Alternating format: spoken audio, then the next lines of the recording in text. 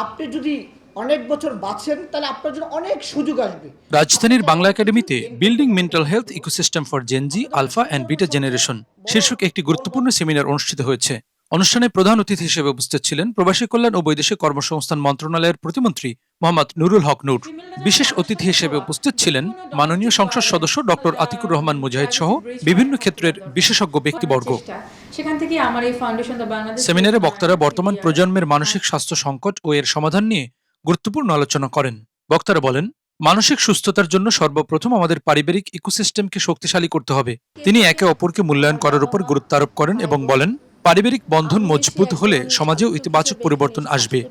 আমরা কেমন যেমন একপাক্ষিক চিন্তাধারার হয়ে যাচ্ছি, যে যেটা ভাবছি ওটাকেই সঠিক মনে করছি, বাট পৃথিবী কিন্তু সেটা না, আমার সমাজ কিন্তু সেটা না। এই যে সহনশীল এবং সহিষ্ণু সমাজ ব্যবস্থা যদি আমার ইকোসিস্টেমে আমি এনশিওর না করতে পারি, তাহলে কোনো প্রফেশনাল কোনো সিস্টেম আসলে এখানে কাজ করবে না। আমরা যদি একটা মাত্র জিনিস প্র্যাকটিস করতে চাই যেটা আমাদেরকে রেজিলিয়েন্ট বানাবে, যেটা আমাদেরকে স্ট্রেস কমাবে, আমাদের অ্যাংজাইটি কমাবে, সেটা হচ্ছে আমরা ঘুমাইতে যাওয়ার আগে চিন্তা করব যে আজকে কার কার সাথে আমি ইন্টারাকশন করলাম, কার সাথে কথা বললাম, কার সাথে কি করলাম। আই জাস্ট ফরগিভ হিম, আমি ভুলে গেলাম, মাফ করে দিলাম। আমি এরকম আমার এক পরিচিত কাপলকে জানি, তারা বাসায় ঢুসুম হ্যাঁ চলতেই থাকে, কিন্তু ফেসবুকে বেস্ট কাপল, বেস্ট লাইফ পার্টনার তারা ছবি দিচ্ছে। তাহলে এই ডিজিটাল মাধ্যমে কম্পারিজনটা খুবই মহামারী আকারে ছড়িয়ে পড়েছে, যেটা আমাদের মেন্টাল হেলথকে খারাপ করছে। যে চিন্তা ধর্ম বা বর্ণের হন, আপনার সন্তানের জন্য আপনাকে একজন মানসিকভাবে শক্ত মা হতে হবে।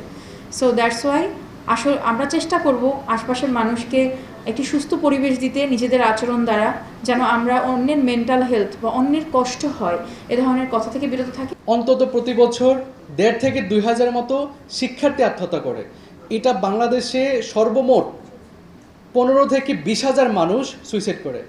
অর্থাৎ আমরা যদি আরেকটু মোটা দাগে বলি, সড়ক দুর্ঘটনায় মারা যাওয়ার পরের সংখ্যা বা ক্যান্সারে আক্রান্ত মানুষ যে মারা যায় তারপরের সংখ্যাটাই হচ্ছে আত্মহত্যা।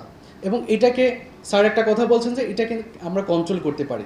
যে অস্ত্রের কথা আমরা বললাম যে আমাদের একটা মোবাইল আছে, ঠিক আছে, যেটাকে আমরা যেটা এই বিশেষ করে মেন্টাল হেলথকে সারা দেশে ছড়াই ফেলতে পারে। এইটা কিন্তু আবার আমাদের কাছে একটা রোগ। সেটা হচ্ছে কি, আমরা বলি যে substances use and substance non use disorder. Substance use মানে মাদকাসক্তি, আর সাবস্টেন্স নন ইউজ মানে এই মোবাইল আসক্তি। সংসদ সদস্য আতিকুর রহমান মুজাহিদ বলেন, বর্তমান সময়ে সামাজিক যোগাযোগ মাধ্যমের অ্যালগোরিদম আমাদের জীবনকে নিয়ন্ত্রণ করছে। তিনি বলেন, সব পাওয়াই জীবনের মূল লক্ষ্য নয়, বরং জীবনের মৌলিক মূল্যবোধকে গুরুত্ব দিতে হবে। যে আমরা আমাদের হার্টের প্লেসমেন্ট আছে, কাকে কোথায় রাখতে হয় আমরা জানি না। সাপোজ আপনার অনেকে আছে আপনার হার্টে আপনার বয়ফ্রেন্ড উপরে রেখে ফেলছেন, একদম যেখানে রাখা উচিত না, মানে এত বেশি গাড়ির ভালোবাসা। অনেকে আছে মোবাইলের পিছনে ব্যাকডোর ভালোবাসা। ভাই, কোনটাতে ভালোবাসতে হবে এটা যদি না শিখি তাহলে তো আমরা ক্ষতিগ্রস্ত হবো। তুমি কি জানো কেন তুমি এটা করতেছো, তোমার বাপ মা কেন পাঠাইছে? Just sensing the responsibility. আসলে তোমার মাথার ভিতর কী কাজ করতেছে? তোর বন্ধুকে ফলো করতেছো, এক্সেলে দেখলাম নেইমারের মতো করে চুল কাটছে, আমি দেখ বেটা নেইমারের মতো ফলো করতেছে কেন? তুমি এমন কিছু করো তোমাকে মানুষ ফলো করবে, ইস্যুস।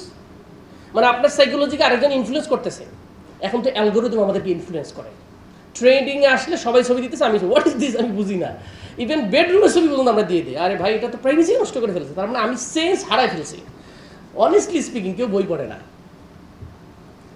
আপনি ভালো থাকার কয়েকটা উইন্ডো থাকে, এর মধ্যে একটা বই, ভালো মানুষের সাথে মেশা।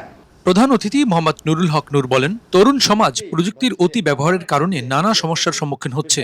তিনি আনন্দময় ও কর্মমুখী শিক্ষা ব্যবস্থার উপর গুরুত্ব আরোপ করেন এবং ডিজিটাল ডিভাইস ব্যবহারের সচেতনতা বাড়ানোর আহ্বান জানান।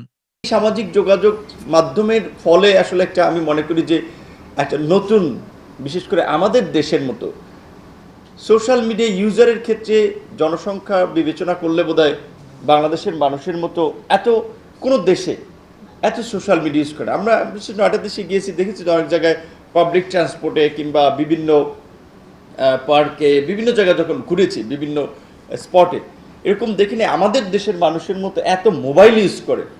রিক্সায় উঠে, বাসে উঠে, কিংবা ধরেন আমাদের যার ছাত্রদের মধ্যে অনেকে টিউশনি করে, ছাত্র পড়ে, সে একটা হোমওয়ার্ক দিয়ে সে কিন্তু মোবাইল টিপতেছে। যার যার অবস্থানও যেরকম কাজ থাকলে সেখানে সে মোবাইল ওপেন করতে পারে। কিন্তু আমাদের মতো এত ডিভাইস ইউজ এবং বিশেষ করে অপ্রয়োজনে ইউজ করাটা এইটাও একটা মানসিক সমস্যা।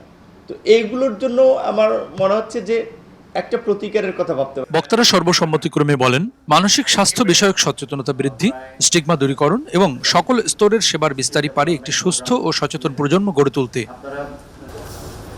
হেমায়েতুল্লাহ নূর, মেডিকেল পোস্ট।